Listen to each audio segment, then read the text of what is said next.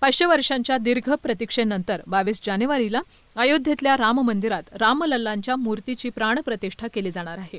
या ऐतिहासिक क्षणानिमित्त संपूर्ण देशभरात विश्व हिंदू परिषदेच्या वतीनं दीपोत्सव साजरा केला जाणार आहे आणि विशेष म्हणजे प्रत्येक रामनवमीला या मंदिरात दुपारी ठीक 12 वाजता राममूर्तीवर सूर्यकिरणं येतील। या पद्धतीनं या मंदिराचं स्थापत्य तयार करण्यात आल्याची माहिती विश्व हिंदू परिषदेचे केंद्रीय महामंत्री मिलिंद परांडे यांनी दिली आहे। अयोध्येत राम मंदिराचा प्राणप्रतिष्ठा सोहळा पार पडणार आहे। या सोहळ्यानिमित्त विश्व हिंदू परिषदेतर्फे 1 ते 15 जानेवारी दरम्यान गृहसंपर्क अभियान राबवण्यात येत आहे। या अभियानाच्या निमित्तानं परांडे मंगळवारी नाशिक दौऱ्यावर होते। त्यावेळी त्यांनी माध्यमांशी संवाद साधताना सांगितलं की बहुप्रतीक्षित राम मंदिराच्या सोहळ्यानिमित्त देशभरात 5 लाख मंदिरात एकाच वेळी कार्यक्रम होणार आहे। अयोध्येतल्या सोहळ्यात 150 पेक्षा जास्त संप्रदायाचे 4000 साधू संत सहभागी होणार आहेत।